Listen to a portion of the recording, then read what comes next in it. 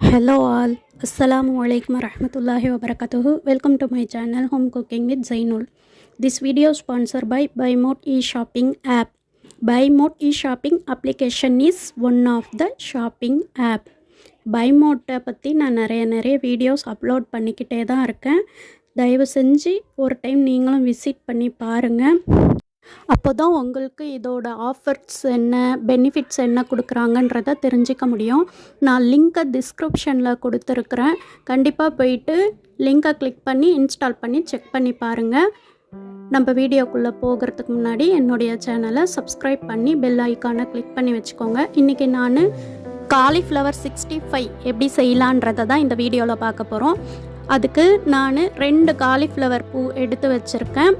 அதுக்கப்புறம் இதுக்கு சேர்க்கக்கூடிய மசாலா இது ஹோம்மேட் மசாலா. இங்கே எங்கள் ஊரில் ஒருத்தவங்க கடையில் விற்கிது. இதில் பிகினர்ஸ் ரொம்ப ஈஸியாகவே செய்யலாம்.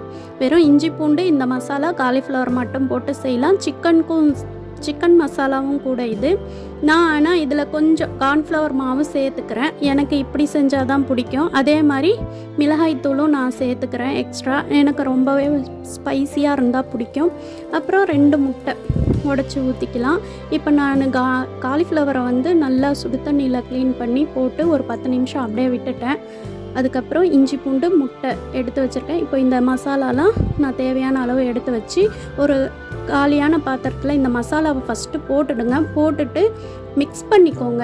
ஏன்னா காலிஃப்ளவர் மேலே போட்டால் ஒரு இடத்துல மட்டும்தான் பிடிக்கும், எல்லா இடத்துலையும் பிடிக்காது. இந்த மாதிரி நான் போடுற மாதிரி எல்லாத்தையும் ஒரு பாத்திரத்தில் ஃபஸ்ட்டு மிக்ஸ் பண்ணிக்கலாம். கையில் மிக்ஸ் பண்ணிவிட்டு அதுக்கப்புறம் காலிஃப்ளவர் பூவை நல்லா தண்ணி வடித்து எடுத்துக்கிட்டு அப்புறம் பூவை போட்டு நல்லா கலந்து விட்டுக்கலாம். ஒரு 10 நிமிஷம் கலந்து மசாலா ஏறின பிறகு கூட பொரிக்கலாம். நான் இப்போவே பொரிக்கிறேன். கடாய் வச்சு எண்ணெய் ஊற்றிட்டேன். நான் நேற்று பஜ்ஜி சுட்ட எண்ணெயிலே தான் பொரிக்கிறேன். கோல்டு வின்னர் எண்ணெய் தான். இப்போ எண்ணெய் நல்லா சூடேறிச்சு. நம்ம முட்டை போட்டு செய்யும்போது அந்த மசாலா பிரியாது. அதே மாதிரி கிறிஸ்பியாக இருக்கும், மொறுமொறுப்பாக இருக்கும் சாப்பிட. இந்த மாதிரி வீட்டில் செஞ்சு கொடுங்க. பசங்களுக்கு கடையில் தயவு செஞ்சு வாங்கி தராதிங்க. ஏன்னா எவ்வளோ புழுவோடு போடுவாங்கன்றது தெரியாது. காலிஃப்ளவரில் புழு அதிகமாகவே இருக்கும். அதனால் நம்மளே பார்த்து பக்குவமாக செஞ்சு கொடுத்தா பசங்களுக்கு ஹெல்த்தியாகவும் இருக்கும். இப்போது பாருங்கள், நல்லா வேகுது. எப்போவுமே பொரிக்கிற பொருளை ஹை ஃப்ளேமில் வச்சு பொரிக்காதீங்க, லோ ஃப்ளேம்லேயே வச்சு பொரிங்க. இப்போது நான் இந்த எண்ணெயிலேருந்து வடிகட்டி எடுத்து இப்படி பண்ணும்போது சலசலப்பு சத்தம் கேட்கும். அப்படின்னா நல்லா வெந்துடுச்சின்னு அர்த்தம். இப்போ நம்ம எடுத்து சர்வ் பண்ணிக்கலாம். எப்போவுமே இந்த மாதிரி நம்ம வீட்டில் நம்ம கைப்பட செய்யறது பசங்களுக்கு ஹெல்த்தியாகவும் இருக்கும், நல்லா திருப்தியாகவும் சாப்பிடுவாங்க. கடையிலன்னா கம்மியாக தான் கொடுப்பாங்க, அது காசு தான் நமக்கு வேஸ்ட் ஆகும். இந்த வீடியோ உங்களுக்கு ரொம்பவே யூஸ்ஃபுல்லாக இருந்திருக்கும்னு நினைக்கிறேன்.